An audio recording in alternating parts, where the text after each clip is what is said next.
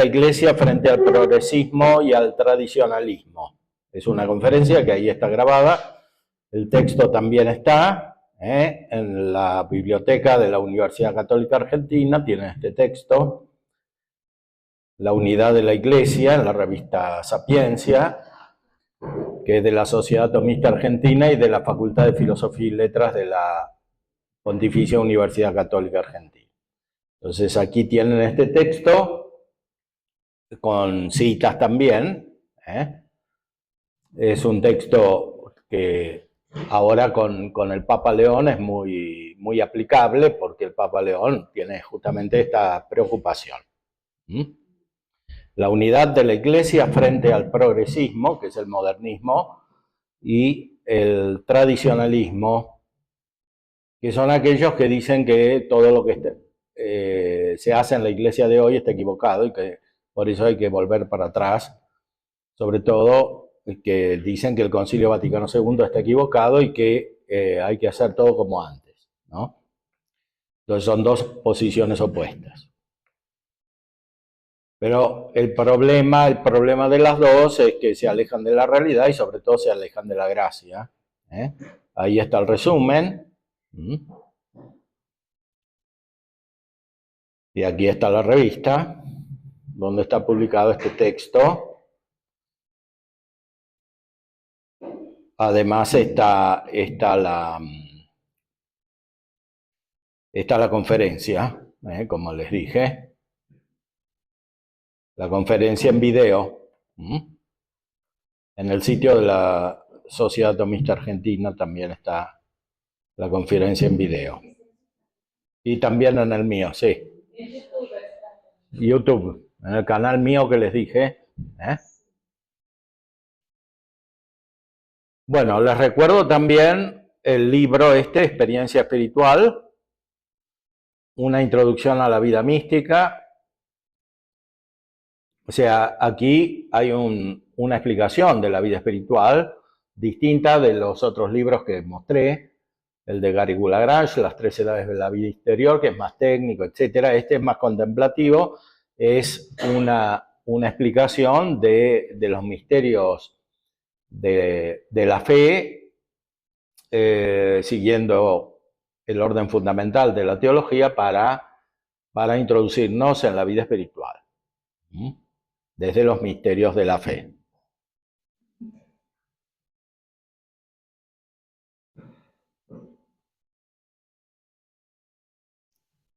Es un libro largo, pero se puede leer según los intereses que se tienen, o sea, no hace falta leer todo desde el principio, o sea, uno puede ir eligiendo los capítulos.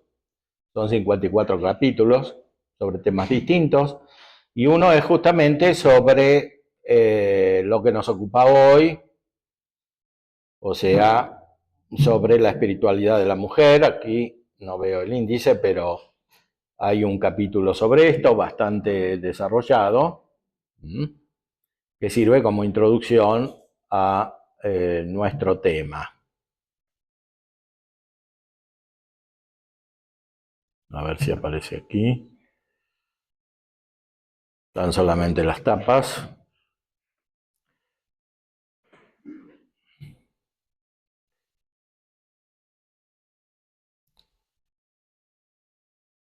Sobre el tema que nos ocupa, la mujer y la santidad, hay una encíclica muy importante del Papa Juan Pablo II, Mulieris Dignitatem,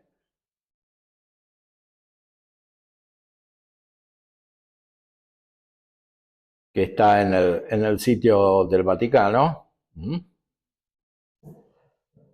A ver. Bueno, está en varios sitios.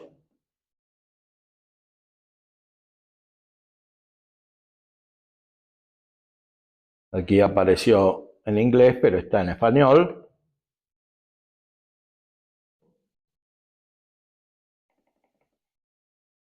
Dignidad y vocación de la mujer con ocasión del año mariano.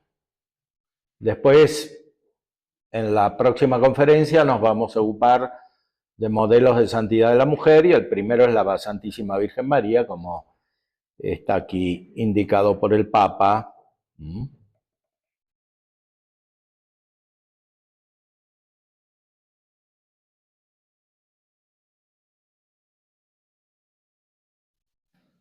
Sobre todo lo veremos a la luz de Lumen Gentium, que es el documento tal vez más importante de todo el Concilio Vaticano II, donde se trata de la Virgen María al final, el último capítulo.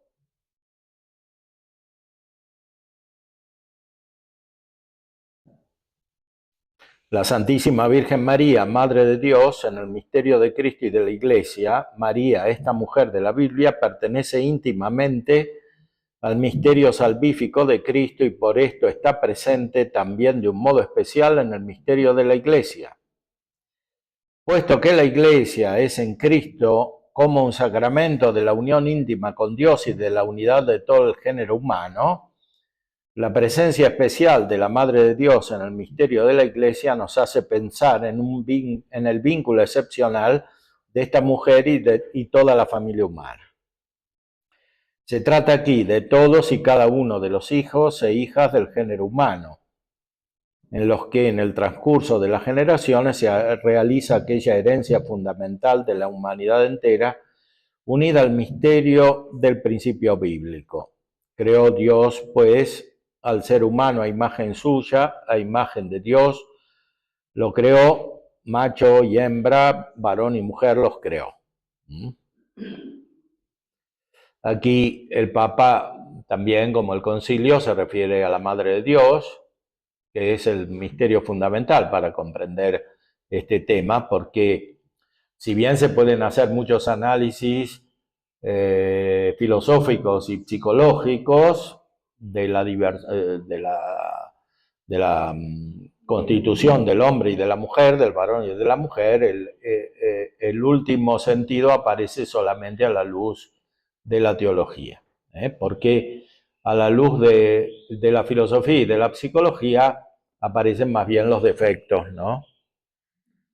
San Ignacio en los ejercicios espirituales dice que el demonio se hace como una mujer y a veces se hace como un varón. Entonces usa métodos diferentes según cómo los imita al varón y a la mujer. Entonces, claro que eso es lo que prevalece en la naturaleza caída. Entonces se ven más inmediatamente los defectos de cada uno que las virtudes. En cambio, a la luz de la gracia empiezan a aparecer las virtudes, empieza a aparecer la vocación sobrenatural del varón y de la mujer, que son cualidades que se despiertan a la luz de la gracia y que son principalmente sobrenaturales, no naturales. Entonces, al nivel natural no se pueden superar los defectos que tiene cada uno, que son diferentes, ¿no? Recordemos, sin embargo, que lo esencial de la naturaleza humana es lo mismo para el varón y la mujer y trasciende la diferencia corporal. Y lo esencial está determinado por la inteligencia. O sea, las mujeres son tan inteligentes como los varones. Lo que pasa es que la sensibilidad es diferente y la sensibilidad es necesaria para el uso de la inteligencia. Entonces, se llega al mismo uso de la inteligencia por caminos diferentes, podríamos decir. No totalmente diferentes, ¿no? Porque también el uso de los sentidos fundamentalmente es el mismo, porque la realidad que tenemos alrededor no cambia por el hecho de que alguien sea varón o mujer. Pero la configuración de los sentidos, sobre todo los sentidos internos, más que de los externos, que son como más elementales en cierto modo, cambia. Los sentidos internos, o sea, la memoria, la imaginación, la cogitativa y el sentido común. Son los 4 sentidos internos. Estos son los que principalmente son diferentes entre varón y mujer. Y son diferentes porque hay una función diferente que corresponde al ser total de la persona. Ahora, este ser total de la persona se expresa también en el cuerpo, y el cuerpo es diferente. Y por tanto en los órganos de los sentidos, porque son sentidos que tienen órgano corporal. Entonces, si el cerebro de la mujer y del varón son diferentes, también u otros órganos del cuerpo, o el conjunto también, es claro que habrá una diversidad en los sentidos internos, pero no en la inteligencia, porque la inteligencia es espiritual, entonces no depende del cuerpo. O sea, uno no es más inteligente por el cerebro que tiene, simplemente, sino porque la luz que ha recibido de Dios, con el ser humano, se expresa, se ejercita de una determinada manera. Hay personas que son muy inteligentes, pero que se vuelven tontas o tienen torpeza mental, como dijo Santo Tomás, por la lujuria, por ejemplo, o por otros motivos. Y al revés, por la gracia, las personas que naturalmente no tienen tanta inteligencia se hacen más inteligentes. Y esto vale tanto para los varones como para las mujeres. O sea, lo esencial de la inteligencia es lo mismo, porque no tiene cuerpo. Es lo mismo, porque no tiene cuerpo, no tiene órgano corporal la inteligencia. Y eso es lo principal en cada persona humana. Entonces, tanto las mujeres como los varones están hechos para usar la inteligencia. Tampoco se tienen que creer las mujeres que porque son afectivas tienen que enredarse todo el tiempo en la afectividad, porque eso es como disminuir la condición de la mujer. La mujer es inteligente, ¿eh? Eso es lo principal que tiene, como el varón. Ahora, en cómo llega al uso de la inteligencia hay diferencias. Cómo hay diferencias en el modo de vivir, pero estas diferencias son medios para llegar a un fin, no son el fin.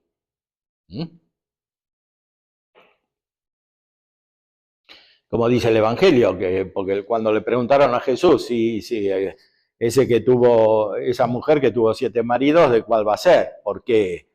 Y le responde que en el cielo los que están en el cielo no se van a casar, ni nadie los va a casar, porque no. Es otra la vida del cielo, que consiste principalmente en la visión beatífica de Dios, y esa es la misma para todos. Incluso una mujer puede tener una visión beatífica más grande que todos los hombres, que es la Virgen María, ¿no? Más que los apóstoles. Claro, la visión beatífica de la Virgen María depende de la de nuestro Señor Jesucristo, que tiene toda la plenitud de gracia, Pero Él no la tiene por el cuerpo que tiene, sino porque tiene la gracia plena. Por eso la tenía incluso antes de nacer.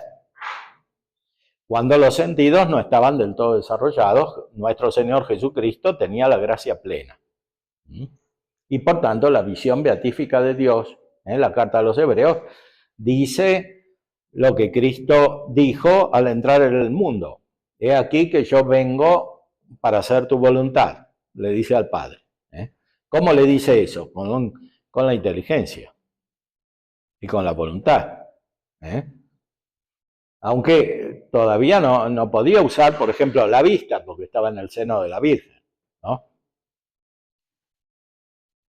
Entonces, lo principal en cada persona humana es siempre la inteligencia. Y la voluntad está para que la inteligencia alcance su plenitud.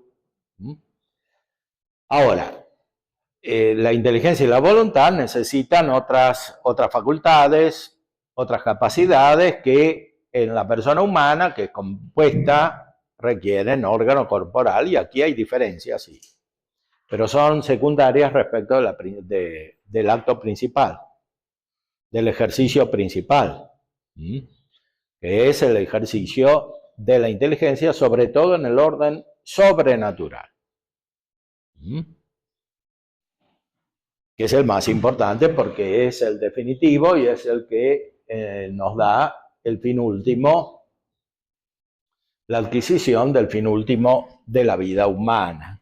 Los que tienen limitaciones mentales, sí. ese desarrollo de la inteligencia, ¿cómo va a ser su plenitud en el cielo? ¿O no cambia a un estado de visión beatífica plena, pero si es según sus facultades Bueno, los que no pueden desarrollar sus sentidos aquí por un daño corporal, si están bautizados, pueden alcanzar la vida eterna, o sea, la visión beatífica de Dios, porque tienen la gracia.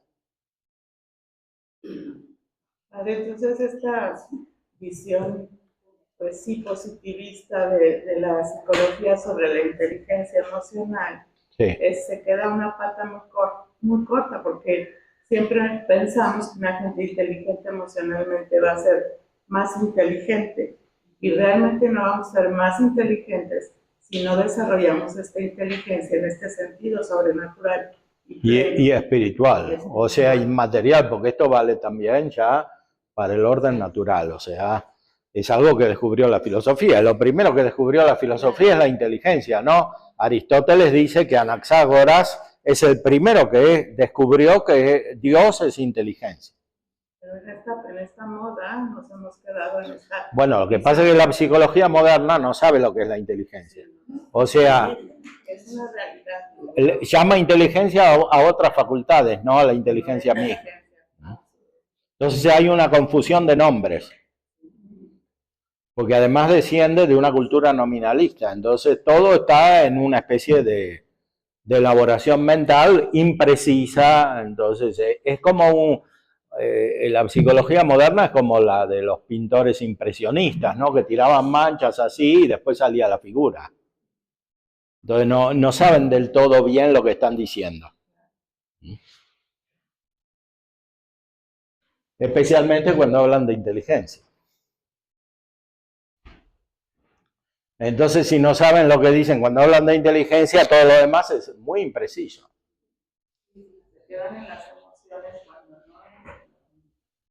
O sea, los psicólogos deberían estudiar la gnoseología, que es la teoría del conocimiento, la teoría del conocimiento. Lo primero que deben ir a estudiar los psicólogos. De hecho, es opuesto, ¿no? La inteligencia no es válido el término. No, empezando porque emoción es una pasión temporánea, ¿no? Porque hay pasiones más fundamentales, ¿no? Una cosa es la pasión, por ejemplo, cuando alguien tiene coraje y está muy enojado con una persona, ¿no? Pero le dura mucho tiempo. Y otra cosa es cuando se enojó en un momento y después se le pasó, que es principalmente lo que hoy se llama emoción, que viene de movimiento. Es como un movimiento que le viene a alguien inmediatamente. No.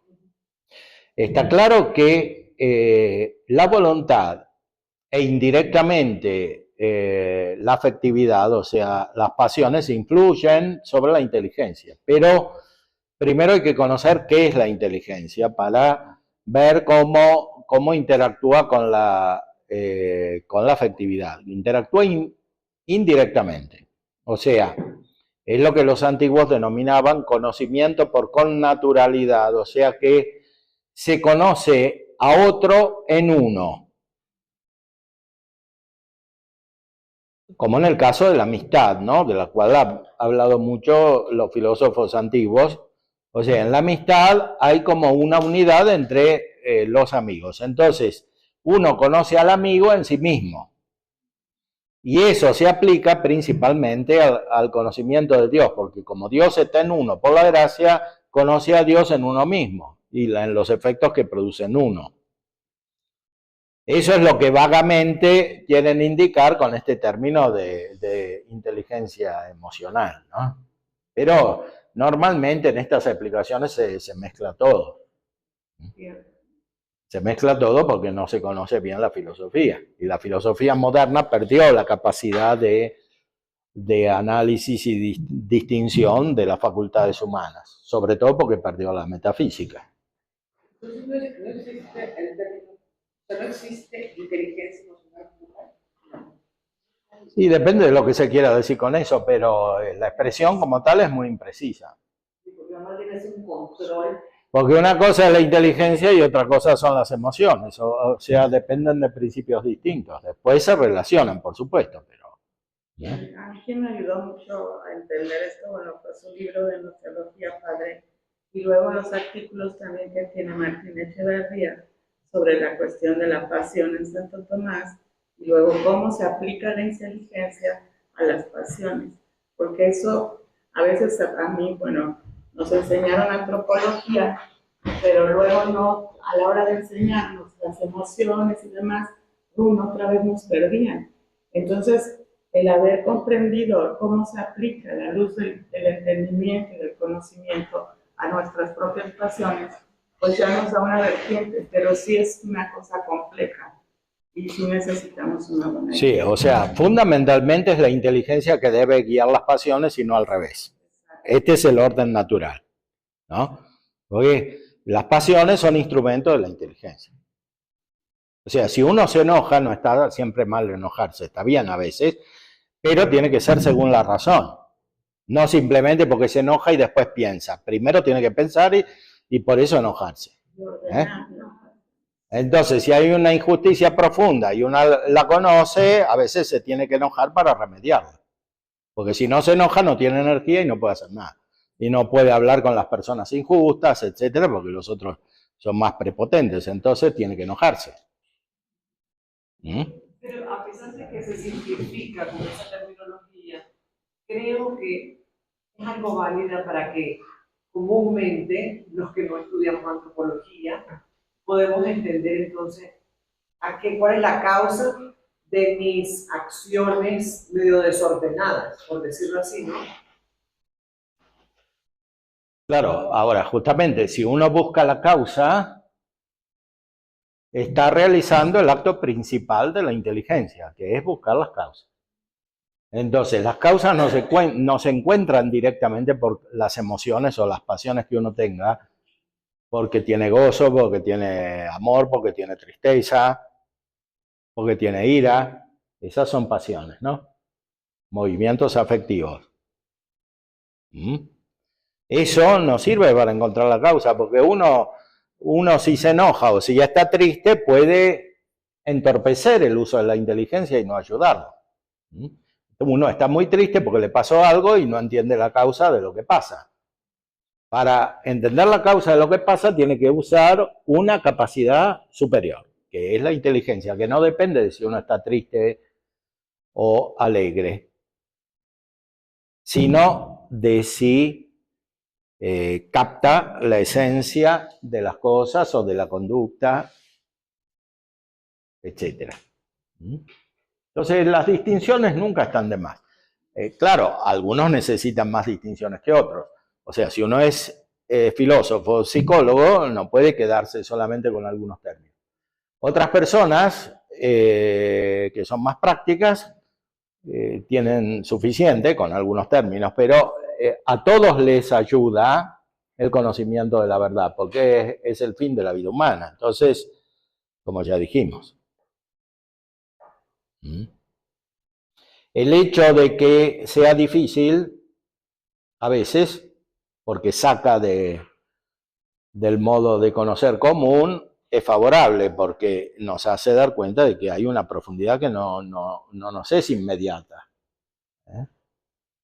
Lo dice Martín Echeverría en el sentido que toda esta corriente de la psicología enfocada a la inteligencia emocional sirvió para poner otra vez como ante el plano del conocimiento el hecho de que las emociones y las pasiones son importantes en la vida humana. El problema es que se quedaron en las emociones segregándolas o separándolas de la verdadera inteligencia. O peor, o sea, las emociones o pasiones como guía de la inteligencia. Exacto. Y esto es el peligro. Es al revés, o sea, es la inteligencia que debe guiar las pasiones. Ese es el orden natural. Después la vida humana requiere también la amistad, el conocimiento por naturalidad, la afectividad, sobre todo en la gracia, en el cual amamos más a Dios que cuanto lo conocemos, ¿no?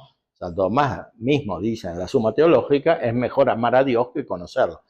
Pero se trata de un amor espiritual, un amor sobrenatural, un amor que no está limitado simplemente a las pasiones. Porque el amor también es una pasión. Es un movimiento que viene y se va.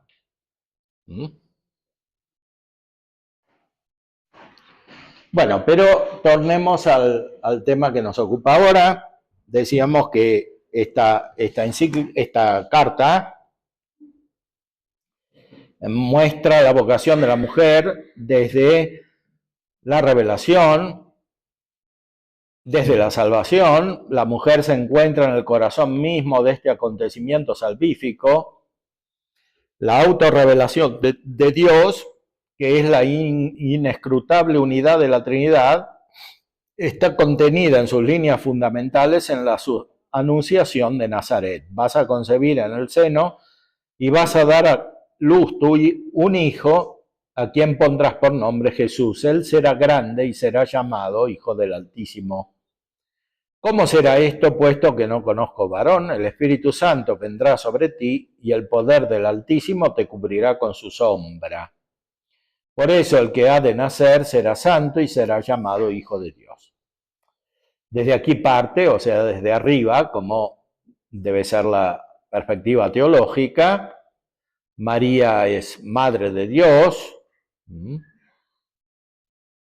Y después, a partir de aquí, va desarrollando la teología del varón y de la mujer a partir de la Sagrada Escritura, del Génesis. Esta carta es sobre la mujer, pero en realidad es también sobre el varón, porque son correlativos, ¿no?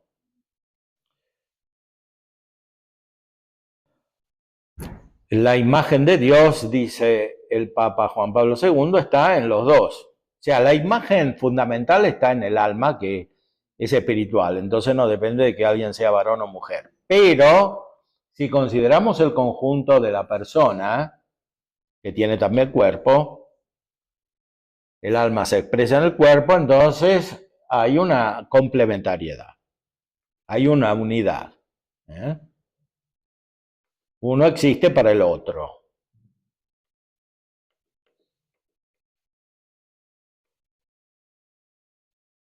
Después va explicando los textos bíblicos, también la caída, el pecado, las consecuencias en el varón, las consecuencias en la mujer,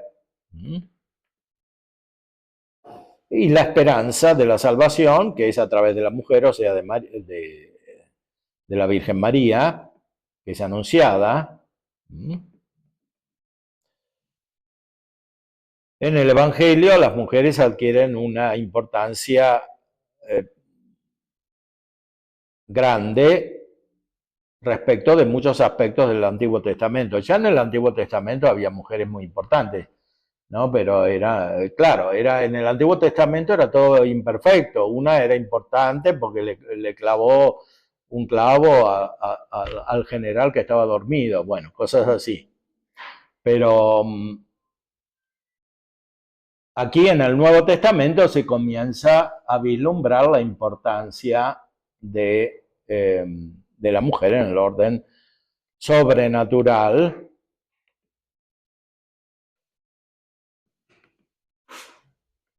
Son testigos de la resurrección y llega a un punto muy importante, la maternidad y virginidad, que son dos características que en la Santísima Virgen María están unidas. No solo desde el punto de vista espiritual, sino también corporal. Claro, la Santísima Virgen María está llena de gracia, las demás mujeres no tienen esta plenitud de gracia, pero reflejan indirectamente lo que se realiza en la Virgen María. Estas dos dimensiones de la vocación femenina se han encontrado y unido en ella de modo excepcional, de manera que una no ha excluido la otra, sino que la ha completado admirablemente.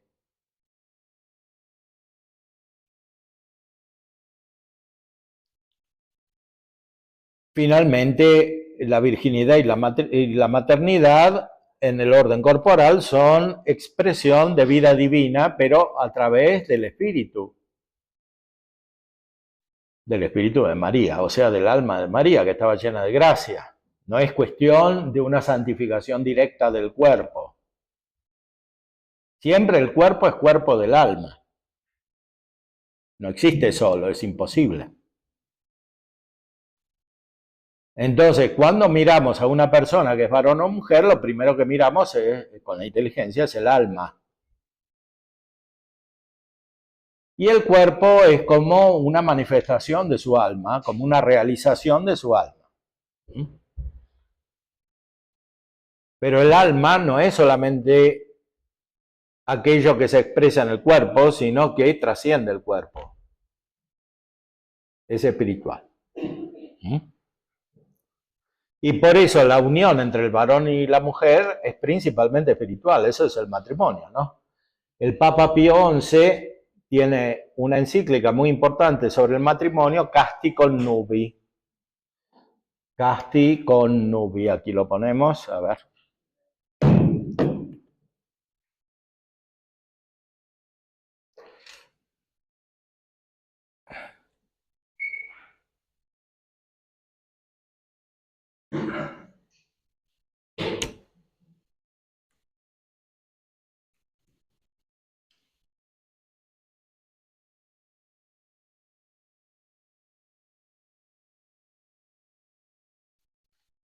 A ver.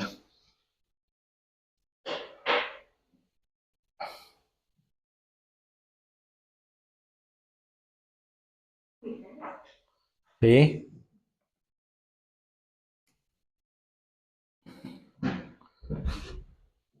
Aquí ahora no conecta.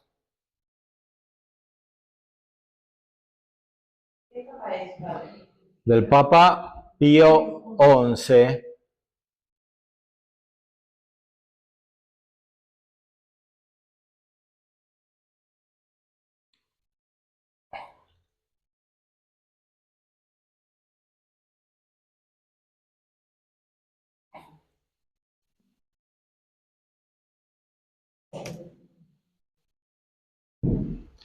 Bueno, en esta encíclica el Papa dice que en el matrimonio hay primero una fusión de las almas y después, consecuentemente, una función de los cuerpos. Aquí está.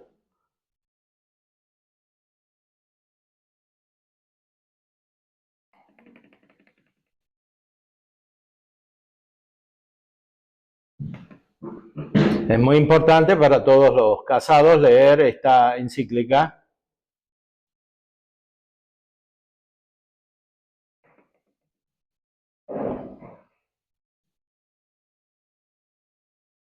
Tiene que haber una renovación del matrimonio para que se renueve también la vida de la iglesia.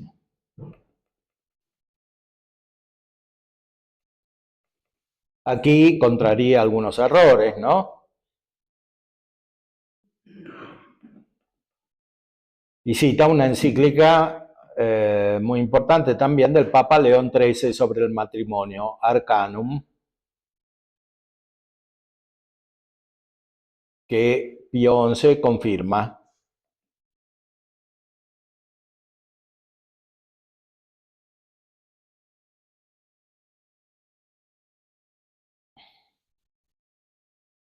Y cita a Santo Tomás. Aunque el matrimonio sea de institución divina por su misma naturaleza, con todo la voluntad humana tiene en él también su parte, y por cierto nobilísima, porque todo matrimonio, en cuanto que es unión conyugal entre determinado hombre y una determinada mujer, no se realiza sin el libre consentimiento de ambos esposos, y este acto libre de la voluntad por el cual una y otra parte entrega y acepta el derecho propio del matrimonio, es tan necesario para la constitución del verdadero matrimonio que ninguna potestad humana lo puede suplir. O sea, siempre es un acto voluntario de uno y otra. Es cierto que esta libertad no da más atribuciones a los cónyuges que la de determinarse a no contraer matrimonio y a contraerlo precisamente con tal o cual persona, pero está totalmente fuera de los límites de la libertad del hombre la naturaleza del matrimonio, de tal suerte que si alguien ha contraído ya matrimonio, se halla sujeto a sus leyes y propiedades esenciales. Y así el angélico doctor, Santo Tomás, tratando de la fidelidad y de la prole, dice: estas nacen en el matrimonio en virtud del mismo pacto conyugal, de tal manera que si se llegase a expresar en el consentimiento causa del matrimonio algo que les fuera contrario, no habría verdadero matrimonio. O sea, tiene que ser un acto totalmente libre. Antes hablamos de los votos en la vida consagrada, también son actos libres. De otra manera no son válidos. Y aquí lo que nos interesaba: por obra pues del matrimonio se juntan y se funden las almas aún antes y más estrechamente que los cuerpos. Y esto no con un afecto pasajero de los sentidos o del espíritu, sino con una determinación firme y deliberada de las voluntades. Y de esta unión de las almas surge, porque así Dios lo ha establecido, un vínculo sagrado e inviolable. Ya los filósofos sabían que el matrimonio es una especie de amistad, o sea, la amistad suprema en el orden natural, ¿no? Entre un hombre y una mujer. Pero esa amistad no se funda sobre la comunicación corporal, sino sobre la comunicación espiritual. Recordemos lo que decía Santo Tomás cuando hablaba de la caridad. Dice: la caridad es amistad. La amistad se funda sobre una comunicación.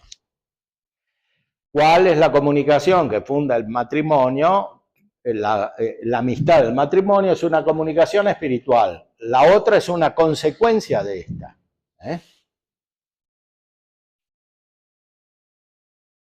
Por eso decíamos que es prudente que los que se casan normalmente tengan el mismo nivel intelectual y espiritual, sobrenatural. ¿Por qué tiene que ser una amistad? Si no, puede suceder que el fundamento sea inestable, sea imperfecto, que es la simpatía corporal o los sentidos, sobre todo los sentidos internos. Que uno percibe que la otra le conviene o que es buena para él y viceversa, pero eso no es suficiente. Porque eso es una percepción sensitiva que funda un movimiento afectivo, que puede ser bastante estable, pero por naturaleza es mutable. Entonces, la comunicación y la amistad tiene que ser espiritual. Cuando hablamos de teología del cuerpo, hay que estar atentos a pensar que la teología del cuerpo es una expresión de la teología del alma. Porque no hay cuerpo sin alma. Entonces, el matrimonio no se basa principalmente en la comunicación de los cuerpos, sino en la comunicación de las almas, como dice aquí el Papa Pío XI. Yo lo que veo mucho con mis alumnas es que ellas con más formación, pues se casaban con el que Dios les dio a entender y sí le veía cualidades y eso, pero en el desarrollo del matrimonio, ellas están acá, se siguieron formando y estos están perdidos. Entonces, ¿cómo es posible que ellas puedan perseverar? Hombre, con la gracia siempre se puede, pero lo que digo es, ¿cómo se puede ayudar a esa situación cuando no hay de verdad comunicación y amistad? Yo lo veo clarísimo. Unos están en una dimensión y ellas en otra. Entonces, es mucho el sufrimiento que ellas tienen. Bueno, generalmente. Bueno, por eso las mujeres tienen que elegir varones que sean más religiosos que ellas.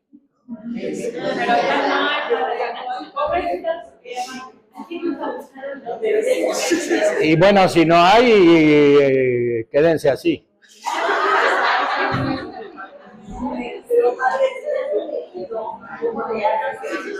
¿Cómo? Bueno, si ya está elegido, hay que explicar lo que dice San Ignacio en los ejercicios, ¿no? Que a veces hay elecciones que no son del todo las mejores, pero que con la gracia de Dios se corrigen, ¿no?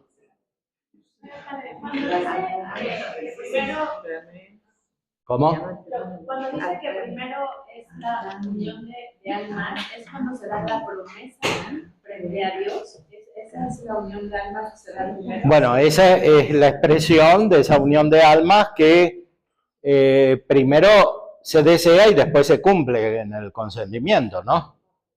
Pero entonces es en el caminar del noviazgo que se da esa Que se descubre la posibilidad real, el significado real de esa unión de almas, ¿no? Porque la unión de cuerpos es consecuencia de la unión de almas, ¿eh? Por eso yo siempre recomiendo esta encíclica, porque dice esto que es muy claro, que otras no lo dicen, ¿eh? Sí. Padre Ignacio, justo este es el gran tema que preocupa a tantas mamás, pues ya o casados, o casados o casaderos. Y el punto es que hemos hecho todo al revés. Por eso la teología del cuerpo nos devuelve al lugar correcto, la concepción de no solo del matrimonio y del amor humano, sino de la sexualidad humana, de la corporalidad humana, sin el desprecio a las almas, como hoy se vive en este mundo materialista, también en la relación humana de hombre y mujer. Y hoy pues ya no se sabe si es hombre o mujer, o es que es, o qué género, o homosexual, etcétera. Entonces, ¿cómo ayudar hoy a los jóvenes que se van a casar, a los no tan jóvenes que se quieren casar también, a volver a entender esto que dice San Pablo, no es santo todavía, que realmente primero va el alma y Claro. después el cuerpo? Es decir, porque además es lógico, tú empiezas a conocer una persona, te gustó externamente y se atraen, el cuerpo se atraen porque son complementarios, pero después empiezas a conocer apenas a la persona. A veces hablan de enamoramiento, pero en realidad apenas es un comenzar a conocerse y comenzar un camino de amor que tiene que llegar a una plenitud hasta que diga, realmente ya me pidió el 20, que yo soy para ti, tú eres para mí, somos el uno para el otro.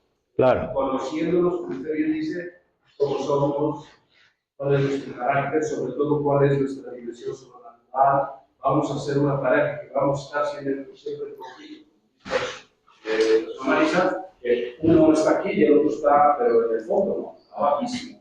Entonces, las almas van por delante, porque además, cuando el cuerpo es lo que priva, y no solo en el enamoramiento y en el camino del noviazgo, cuando el cuerpo es lo que priva en el matrimonio mismo, el problema es que se degenera el cuerpo y se degenera el alma. Terminan perdiendo las dos dimensiones del ser humano. ¿Qué se puede hacer? Usted que cree que ha trabajado tantos años como jóvenes dando clases de filosofía, dando clases de psicología, dando clases de teología a muchos jóvenes en las universidades en Europa y en América, ¿cómo podemos incentivar a que esto se quiera, se comprenda, se conozca y se hable y descarga el 20 a los jóvenes y a los no tan jóvenes? Bueno, hay muchos caminos, toda la vida cristiana lleva eso, pero tiene que estar bien ordenada. Y la vida cristiana está centrada como medios en los sacramentos, principalmente la Eucaristía. Entonces, el matrimonio es así como es la Eucaristía de cada uno, porque es como una consecuencia. Entonces, si se van a casar personas que ni siquiera pueden recibir la Eucaristía o la reciben mal, el resultado no puede ser bueno. Entonces, primero está la Eucaristía y después está el matrimonio. Porque el matrimonio es una consecuencia de la Eucaristía para los cristianos, ¿no? No es mera amistad natural como entre los paganos. Es amistad sobrenatural, fundada sobre la caridad. Ayer hablábamos del orden de la caridad. Entonces, esta fusión de las almas que dice aquí el Papa Pío XI, en la caridad. Y como ya vimos, hay un orden de la caridad. Entonces, este orden de la caridad no puede existir si no hay caridad a Dios. Entonces, si no hay caridad a Dios, si el matrimonio es naturalista, es una aplicación de ese naturalismo práctico que decía también Garrigou Lagrange en el texto de ayer, claro, no puede salir bien después. O sea, el matrimonio hay que verlo a la luz de la Eucaristía, y la Eucaristía es principalmente contemplación de Cristo. Entonces, está todo conectado, es una unidad la vida cristiana. ¿Mm? También es importante que ya, por ejemplo, los que estamos casados, busquemos los dos ir como en el mismo nivel de desarrollo espiritual, ¿no? Porque Sí. mientras así podrás amar más a tu esposo y recibir esa amistad. Claro, exactamente. La amistad principal es la misma caridad. Pero no se puede hacer al revés. O sea, porque dos personas son simpáticas, tienen el mismo nivel social y eventualmente tienen los mismos amigos, después se casan por eso. Bueno, pero eso no funciona bien. Es al revés. Desde la gracia hay que leer la naturaleza. Y otras veces de plano sublimarlo como Santa Mónica, ¿no? Ya se quedó ahí, digo mi esposa, y que se convierte, que se vaya a decir. No, bueno, eso muchas mujeres tienen eso de que se casan para que se convierta, pero porque ella es más espiritual y al menos, o nada, o ateo, o lo que fuere. Entonces, o judío, no sé. Entonces, allí sí, hay que hacer aquí sí hace falta el discernimiento según la razón y según la fe. Pero cuando ya están, por ejemplo, en tantos casos que vemos, la gracia es la que va a ayudar, porque ya no se puede hacer nada, ya están casados, entonces es o separación, cuando muchas veces no hay causa, porque el mundo te dice, déjalo, realízate, no sé cuánto, no sé qué, aunque sea por razones válidas que alguien está más intelectualmente más desarrollado que el otro, ¿eh? No estoy diciendo que sea... No, pero razones válidas tiene que ser un caso extremo, por ejemplo, la infidelidad, porque el varón engaña a la mujer, o la violencia, o cosas, no se puede ir uno de la casa porque tiene ganas. O sea, no, pero digo, ¿cómo? Pero hay casos cuando no se van a separar, porque a lo mejor no hay causas suficientes. Yo creo que ahí, bueno, le estoy haciendo una pregunta, lo que te valga la gracia para perseverar y al final, pues ya ni modo, que te una aquí y otra aquí, se murieron. sí, claro, sí, por supuesto, porque el matrimonio sigue teniendo su naturaleza, entonces la mujer, aunque sea imperfecta o mala, le sirve como ocasión al varón de santificarse y al revés. Entonces, también en esos casos actúa la gracia de Dios, pero actúa para uno. Entonces la amistad no es perfecta. Porque la amistad es la caridad. Entonces si uno tiene caridad, pero el otro no, la unión no puede ser perfecta. ¿Eh? Sí, normalmente en el matrimonio el efecto debería ser que crecen juntos en la caridad. Y en la vida espiritual, que muchas veces es así. Pudiéramos decir que como respuesta a lo que preguntaba el padre Alfonso, igual sería importante formar a los jóvenes en la fe para que tengan mayor crecimiento espiritual. Sí, claro. Y en la razón, como a lo mejor juicios, toma de decisiones en base a la inteligencia, ¿no? Claro. Sí, por supuesto, eso es es el fruto de toda la vida cristiana. Dijimos la Eucaristía porque es el centro, pero todo se ordena a eso, ¿no? En la vida cristiana. Entonces todo tiene que ser armónico en orden al mismo fin sobrenatural. ¿Mm? Me decían, padre, que hay un pueblo en Europa del Este donde no hay divorcios desde hace muchos años y que precisamente el éxito es que la vida de comunidad y de fe religiosa entre las familias es muy fuerte, y entonces eso está pues ahí comprobado, que hace que quienes se casan con esta profunda fe y conciencia de esa relación de amor con la fe. Y es un caso que tiene ya varios años, que sigue estando matrimonios en la ahí me refleja la ciudad de Dios, ¿no? En donde sí el corazón de todas las familias, de todas las personas, está puesto en el amor de caridad más perfecto, y como consecuencia se va dando esto, ¿no? Claro. Es en Europa del Este, pero ahorita se me fue el nombre de pero está documentado.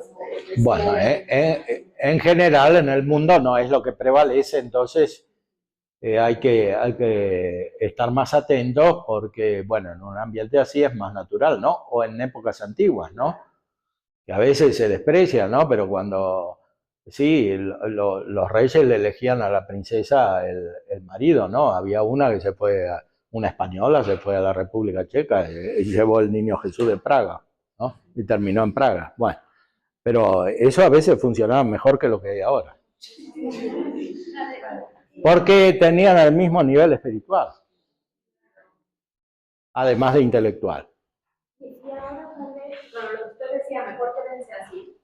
O sea, realmente, digo, qué responsabilidad de hacer conscientes hoy a las parejas de no casarse si no están en la dimensión. Y que además hoy la premisa es vivan juntos primero para que se conozcan bien, porque además eso ya está permeadísimo hasta la gente católica. Claro. Porque pues así tienen la oportunidad de saber si funciona bien o no. No, obviamente para mí no es válido, pero o sea, ahí está claro, nuestra responsabilidad sería decir, por ahí no va. Claro, claro. Y no lo hagas, o no metas al sacramento, por lo menos, ¿no? Bueno, pero esa es una mentalidad muy, muy naturalista, ¿no? Antes del cristianismo, los indios en América hacían eso. O sea, no, en todos lados, en todas las culturas que no son del todo intelectuales, ¿no? Porque no se llega a un desarrollo filosófico pleno, pasa eso, ¿no? Incluso cuando hay desarrollo filosófico hay muchas deformaciones, porque lo que dijo Aristóteles no es que se cumplía siempre perfectamente. Los antiguos tenían una inmoralidad muy grande, ¿no? Homosexualidad y divorcio y adulterios y todo lo que se ve en la antigua Roma, ¿no? Entonces, es la gracia la que perfecciona la naturaleza. Entonces, no hay manera de desarrollar bien el matrimonio si no es por la gracia. Porque en el matrimonio hay como un resumen de todas las virtudes. Para ejercitar la vida matrimonial bien hay que tener prudencia, justicia, fortaleza y templanza, todo. Ahora, todo esto no se puede tener sino por la gracia. Si no es por la gracia, las virtudes son siempre imperfectas. Entonces, la justicia no es del todo justicia. Entonces, un marido piensa que es fiel a su mujer porque la engaña solo de vez en cuando.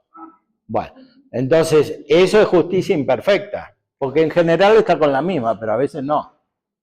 Eso es justicia imperfecta. La justicia perfecta, que quiere decir que no la engaña nunca, es por la gracia. Y como que como mamás, padres, estamos muy preocupadas. Yo exactamente estoy viviendo ese momento en el que los hijos están en el discernimiento de si casarse, con quién, etc. Pero esta parte de lo que, como Adri nos expresó, ¿no? Y la enseñanza que ellos reciben en el mismo matrimonio donde se fueron criando y creando, pues es bien trascendente, y también de ahí puede venir esta parte de la caridad en el orden de cómo transferimos el amor al matrimonio, la amistad sobrenatural, etcétera, ¿no? Entonces también pensar esa visión de que no hay hombres buenos y ya no hay, es cierto, ¿sabes? Siempre la gracia está funcionando, Claro. a pesar de los tiempos, ¿no? Entonces hay que tener esperanza. Yo creo que todos ustedes tienen hijos muy buenos que los han criado muy bien, con el ejemplo, con el amor, con la vida. Y eso es lo que hay que dejarles ahí sí tatuado en el alma, ¿no? Para Claro. que sea lo que quieren ellos, ¿no? Eso es bien fuerte, pero es difícil, pero hay que hacerlo, ¿no? Es que nos compromete también a nosotros a hacer ese testimonio de vida para la sociedad. O sea, muchos aquí son maestros, padres de familia, sacerdotes religiosos consagradas, que impactan en la sociedad, tienen una influencia en la sociedad. Y si nosotros estamos en un nivel bajo de vida espiritual, ¿cómo esperamos que los que están creciendo y están aprendiendo vayan a tener un nivel de vida espiritual alto. Claro. Como un compromiso. Y sí, todo es la comunión de los santos, o sea, la santidad de uno construye la iglesia, ¿no?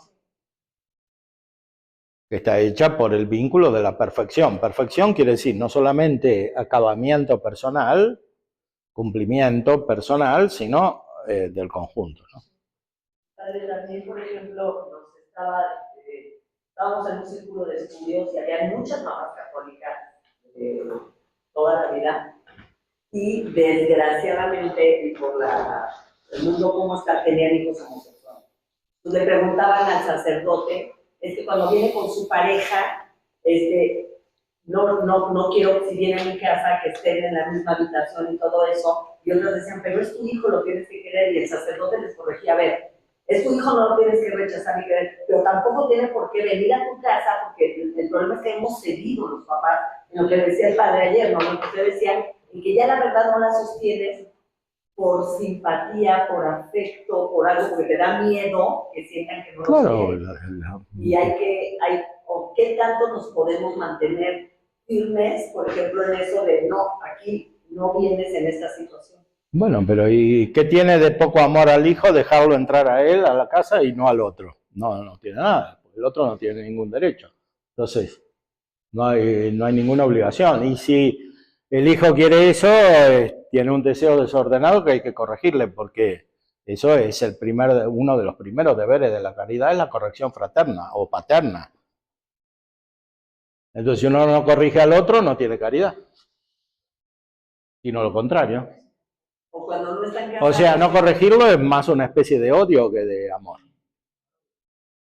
Cuando no están casados, padre, que conviva, muchas mamás dicen, no me meto, no puedo rechazar, pero tú le estás diciendo, convénate, al fin que yo te quiero aquí en la comunidad. Es una falsa caridad. Bueno, eso es el naturalismo, pero además degenerado, porque se introducen principios de pensamiento equivocados. Y ahí no es solamente cuestión de conducta externa, sino de modo de pensar. Porque la gente que piensa así después termina perdiendo el amor a la verdad y también la fe. Por eso después hay tanto budismo, religiones raras, sincretismo, ateísmo, etcétera, sectas. Pero no es como para que me quede claro. Entonces, obviamente sí, es la corrección fraterna, pero eso también, el que lleguen a tu casa, sería aceptación. Y sí, porque uno les está haciendo ver que eso está bien, ¿no? Si no dice nada. Porque en la vida humana siempre si uno hace silencio, ahí se entiende como una cierta aceptación en cualquier tipo de actividad.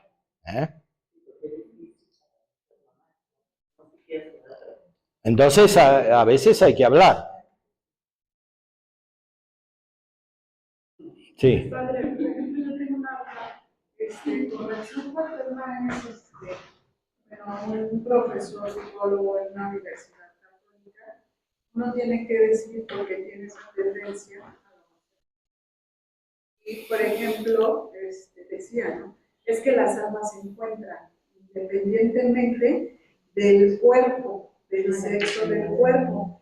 Entonces, estamos viviendo en un mundo muy difícil y uno tiene que actuar con la verdad y Claro. es esa corrección fraterna con la caridad de ir a hablar, porque imagínense,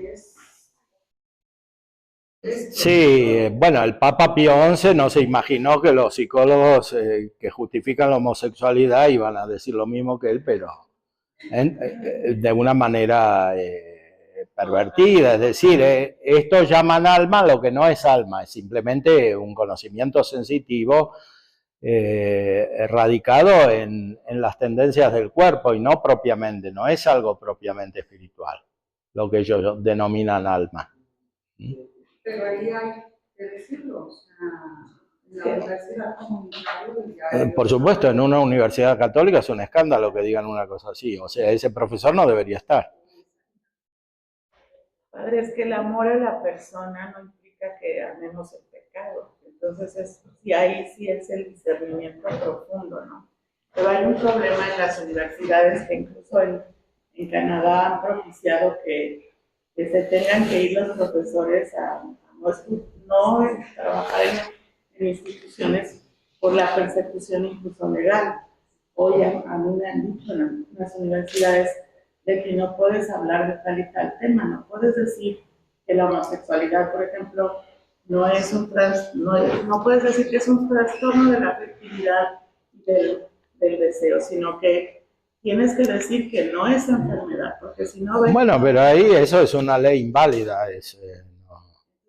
no vale nada lo que digan. Hay persecución legal, incluso, padre, y entonces mucha gente por miedo Claro. no estamos apegados a la verdad. Pero esto sí, los hijos sí tienen que saber, te amo, te adoro, pero esto que estás haciendo no es permitible, es para ti una degradación personal. No encuentras la verdad ni la felicidad plena, claro. Pero te amo, te sigo amando, ¿no? Pero esto lo confundimos. Bueno, pero hay que hablar, el hombre es racional. Entonces, no puede llegar al conocimiento de la verdad solo, como ya dijimos, como si cada uno fuera un gran filósofo que descubre toda la verdad. Entonces, no se puede transmitir a los hijos esa idea, porque es radicalmente falsa. Entonces, el único modo de llegar a la verdad es con la colaboración de muchos, es trabajoso, y ni siquiera así se llega del todo, por eso existe la revelación, ¿no? Claro. Y no es que cada uno interpreta la revelación como quiere. Para eso está la Iglesia, que tiene la asistencia del Espíritu Santo para declarar qué es verdad y qué no es verdad. Porque si no, vienen algunos e interpretan la Biblia como quieren, por ejemplo, ¿no? Entonces, hasta le cambian el texto. Porque donde dice varón, bueno, ponen persona para que no excluir a la mujer y cosas así. Entonces, todo eso ya implica un alejamiento de la realidad muy importante. Recordemos siempre que los sentidos no conocen la realidad. La que conoce la realidad es siempre la inteligencia. Entonces, cuando hay gente que se cree que es muy realista porque tiene mucha experiencia, pero esa experiencia es solo sensible, en realidad está diciendo algo equivocado, falso, no conoce la realidad de esa manera, más bien se aleja de la realidad si no usa la inteligencia. Siempre volvemos a lo mismo. Y esto hay que decirlo también a las mujeres porque como se da esa idea de que son pura afectividad, entonces parece que no tienen inteligencia, que es lo principal que tienen. Entonces...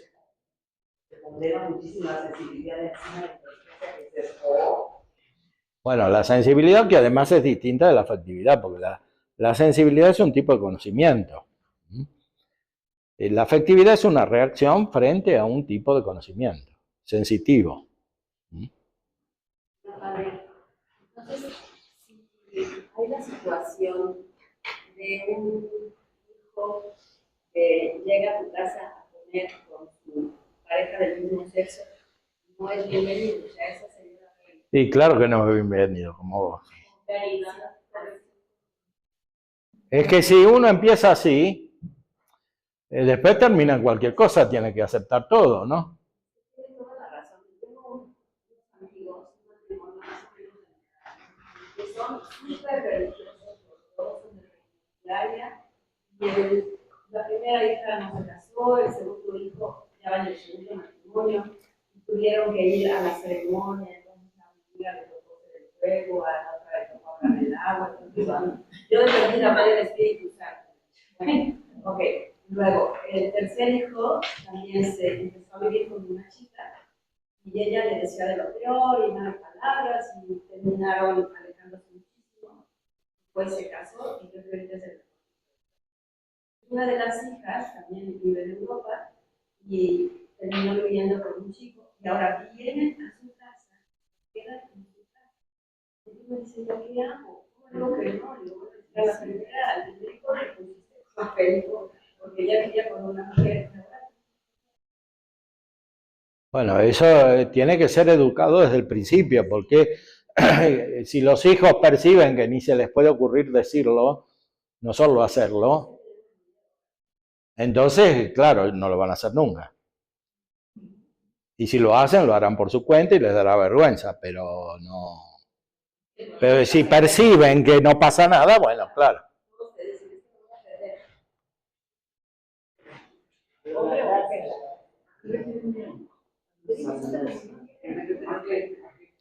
No, en eso, como dice Santo Tomás, la simulación es una mentira con los hechos, no con las palabras. Pues tal vez no le dicen que está bien eso, pero hacen como si estuviera bien. Entonces, ¿qué capta el otro? El hijo y el invitado. O la invitada, que captan que está bien. Porque uno va a comer con los amigos, no va a comer con los desconocidos.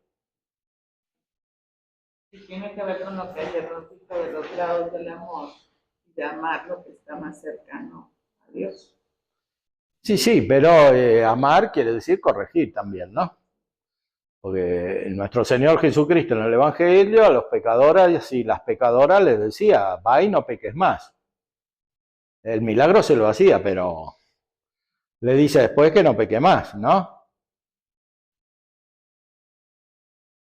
Y eso hay que decir, tenemos que decirlo nosotros también. Con claridad, padre, de corregir o ayudar a esas amistades o a uno mismo, recordándonos que hay que cambiar el miedo de perder a los hijos por el temor a perder la gracia con Dios. Sí, claro. Pero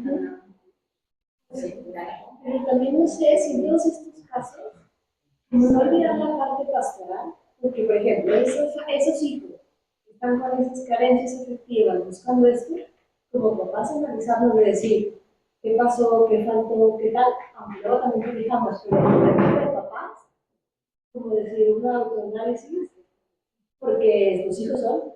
Sí, por supuesto, eso sí, pero la falta pastoral ahí de los padres es que no hablaron con sus hijos, porque si no hablan en ese momento que invitan al compañero gay o algo así, es porque no hablaron antes. Entonces faltan palabras no solo en ese momento, sino en toda la educación de los hijos, porque hay muchos padres que lo único que hacen es mandarlo a un colegio supuestamente bueno para que lo eduquen ahí. Y ellos se desentienden, entonces claro, pasan estas cosas. Porque termina influyendo más el ambiente que los mismos padres o el colegio.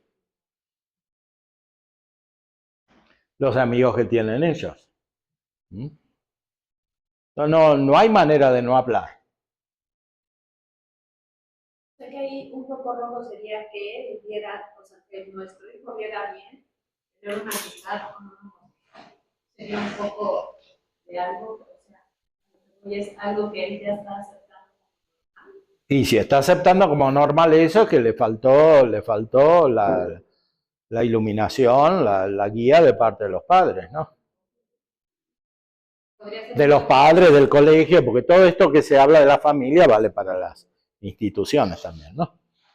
Pero hay también la parte pastoral de las personas que están viviendo esa atracción al mismo sexo, estas situaciones.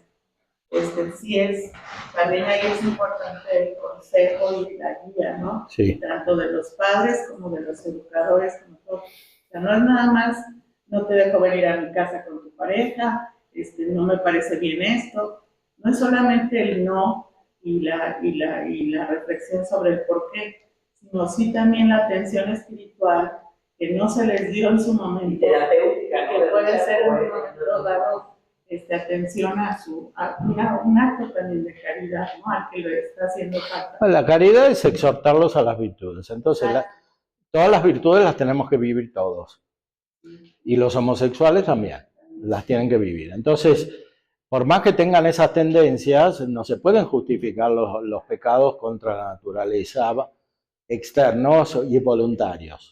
Como tampoco se pueden justificar en las personas que no tienen esas tendencias. O sea, la castidad es para todos, no solamente para los que no tienen tendencias homosexuales, para estos y para los otros, es para todos. Entonces, si no captan eso, quiere decir que hay aspectos más fundamentales que no están claros. Entender entender esa verdad. Porque normalmente no es solamente que tienen esas tendencias, sino que tienen una elaboración mental que los acompaña, ¿no? Como dice San Pablo en la carta a los romanos, que justifican a los que hacen esas cosas.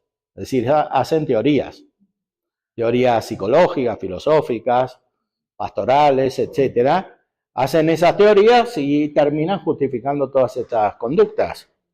Entonces, lo peor de esa situación no es solamente lo que hacen, sino lo que pasa en la cabeza, o sea, en la mente. O sea, cómo termina la mente de estas personas. Claro, están en un desorden. Eso. Ese es el daño principal. Hasta donde yo estudié, no hay un gen homosexual. Claro.